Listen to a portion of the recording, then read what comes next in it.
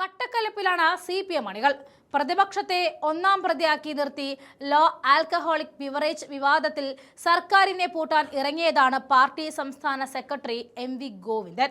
പക്ഷേ കളം തിരിഞ്ഞു മറിഞ്ഞത് കണ്ണടച്ചു തുറക്കുന്ന വേഗത്തിലായിരുന്നു. UDFനെ ഒന്ന് കൊടയാൻ ഇറങ്ങി പുറപ്പെട്ട ഗോവിന്ദൻ മാസ്റ്റർക്ക് സ്വന്തം പാളയത്തിൽ നിന്ന് തന്നെ ഒടുക്കത്തെ പണി കിട്ടിയ അവസ്ഥ.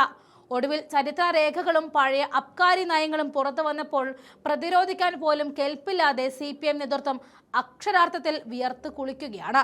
വിഷയം മറ്റൊന്നുമല്ല, ഈ പറയുന്ന കുറഞ്ഞ വീര്യമുള്ള മദ്യങ്ങൾക്കായുള്ള നികുതി ഇളവ് തന്നെ.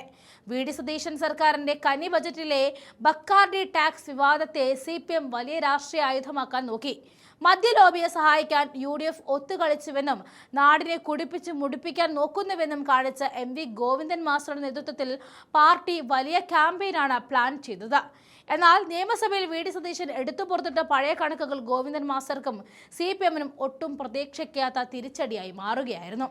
കുറഞ്ഞ വീര്യമുള്ള മദ്യം, അതായത് 0.5% മുതൽ 20% വരെ ആൽക്കഹോൾ അടങ്ങിയ പാനീയങ്ങൾക്ക് പ്രത്യേക തരംതിരിവ് ഉണ്ടാക്കിയതും അതിന് ലൈസൻസ് നൽകാൻ തീരുമാനിച്ചതും കഴിഞ്ഞ പിണറായി സർക്കാരിന്റെ കാലത്താണ് എന്ന സത്യമാണ് സഭയിൽ തുറന്നുകാട്ടപ്പെട്ടത്. 2022-23 LDF അബ്കാരി നയത്തിന്റെ ഭാഗമായിട്ടാണ് പഴങ്ങളിൽ നിന്നും കാർഷിക ഉൽപ്പന്നങ്ങളിൽ നിന്നും വീര്യം കുറഞ്ഞ മദ്യം ഉൽപ്പാദിപ്പിക്കാമെന്ന ആശയം കൊണ്ടുവന്നത്. ചുരുക്കത്തിൽ ഇന്ന് CPM ഏത് നയത്തെയാണോ നാടിനെ നശിപ്പിക്കുമെന്ന് പറഞ്ഞത് കുറ്റപ്പെടുത്തുന്നത്, അതിന്റെ തറക്കല്ലിട്ടത് പിണറായി വിജയനും അന്നത്തെ LDF സർക്കാരുമാണ് എന്ന നാണക്കേടിലാണ് പാർട്ടി ചെന്ന് ചാടിയത്.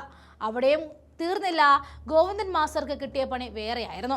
കഴിഞ്ഞ 10 വർഷത്തെ LDF സർക്കാരിന്റെ ഭരണകാലത്ത് കേരളത്തിൽ ബാർ ലൈസൻസുകൾ വാരിക്കോരി നൽകിയതിന്റെ കൃത്യമായ കണക്കുകൾ കൂടി പുറത്തു വന്നതോടെ കളി പൂർണ്ണമായിട്ടും മാറി.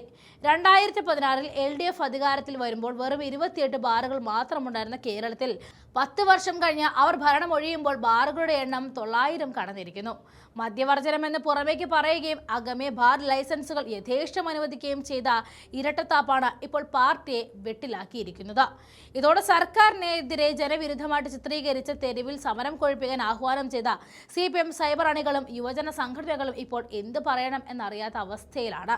പ്രതിപക്ഷത്തെ പ്രതിക്കൂട്ടിലാക്കാൻ നോക്കി ഒടുവിൽ സ്വന്തം മുൻകാല തീരുമാനങ്ങൾ തന്നെ വിഴുങ്ങേണ്ടി വന്ന അവസ്ഥയിലാണ് സംസ്ഥാന നേതൃത്വമുള്ളത്. UDFിലെ ആഭ്യന്തര തർക്കങ്ങളും VM സുധീറിന്റെ കത്തും ഒക്കെ ചൂണ്ടിക്കാണിച്ച് പിടിച്ചു നിൽക്കാൻ നോക്കുന്നുണ്ടെങ്കിലും മദ്യനയത്തിന്റെ പേരിൽ UDFിനെതിരെ ഗോവിന്ദൻ മാസ്റ്റർ തൊടുത്ത അമ്പുകൾ മുഴുവൻ CPMന്റെ നെഞ്ചിലേക്ക് തിരിച്ചു വരുന്ന കാഴ്ചയാണ് കേരളം ഇപ്പോൾ കണ്ടുകൊണ്ടിരിക്കുന്നത്.